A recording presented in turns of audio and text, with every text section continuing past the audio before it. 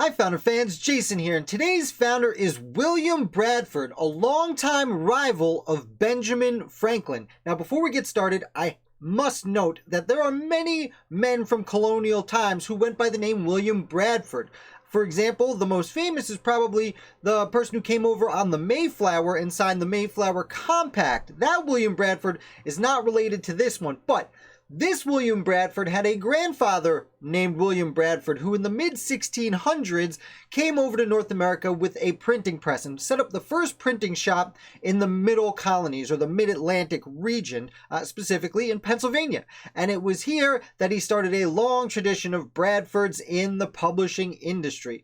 Now, as for William, he grew up in this scenario. He was apprenticed as a young man to his uncle, Andrew Bradford, who was the son of the grandfather, William Bradford. I know there's a lot of Bradfords. I actually should side note also, this William Bradford, today's founder, had a son named William Bradford, who was the second second Attorney General of the United States. Look for more on him tomorrow. But this particular William Bradford grew up as a printer, joined the family trade, and he became a rival of the other apprentice in his uncle's printing shop. His uncle, Andrew Bradford, was apprenticing William and Benjamin Franklin. And William and Benjamin had a lifelong rivalry, though at times it could get a little heated. It was generally pretty friendly, and in fact, at times, Ben Franklin even loaned William money, which is fairly strange for a rival to do, but that's how it went. Now, once the Stamp Act crisis arises, William Bradford, who started the Pennsylvania Journal as opposed to Franklin's Pennsylvania Gazette, Bradford starts publishing some things, not just against the king and everything, but he criticizes Ben Franklin. Now, Franklin is in London for most of this time. He comes back very briefly, and the colonial government of Pennsylvania has a real strong debate about whether or not to send Franklin back to continue being their agent representing Pennsylvania to the crown in London.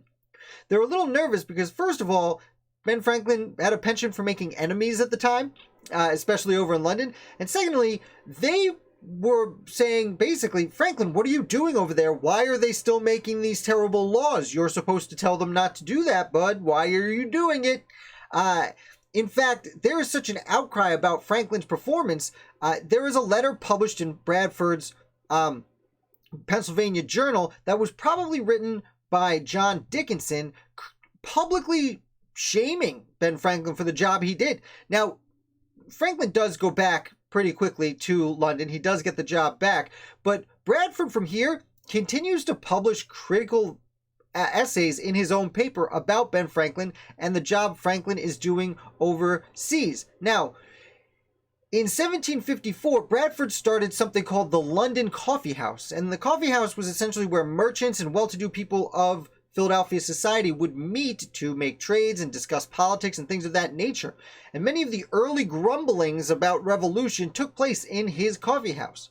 Once the First Continental Congress is called together, 20 years later, William Bradford was chosen to be the first publisher of official documents for the First Continental Congress. Now, other publishers would come along and get some of the more famous documents, but Bradford was the one who first published the Continental Association, the boycott against British goods that was the result of the First Continental Congress.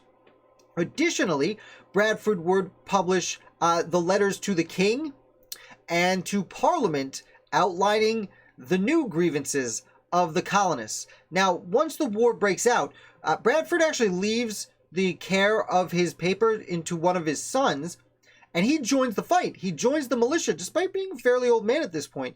He earns the rank of colonel very quickly, and he is wounded in the New Jersey campaign at the Battle of Princeton, actually, which there weren't a whole lot of wounds at Princeton, but Bradford was one of the people wounded. He then is put in charge of Fort Billingsport in Pennsylvania. Now, once General Howe comes with the British Army to take Philadelphia, Bradford, unfortunately, is obscenely outmanned at Fort Billingsport, and he does really what the only reasonable thing to do is. He evacuates. Instead of having his men just get slaughtered, he left Fort Billingsport, he destroyed the cannons, and he burned Fort Billingsport to the ground. After this, as I said, already an older man, he returns home, and once the war's over, he gets his printing press back up and running, and spends the last few years of his life doing what he always did, publishing things for the public to consume. And that's a brief overview of this particular William Bradford. As I said, there's a whole bunch of them. We're going to talk about his son tomorrow, who has a bigger role in the George Washington administration. I hope you enjoyed this video. If you did, do me a favor and hit like. That way more people can find out about the channel and the new changes I've made.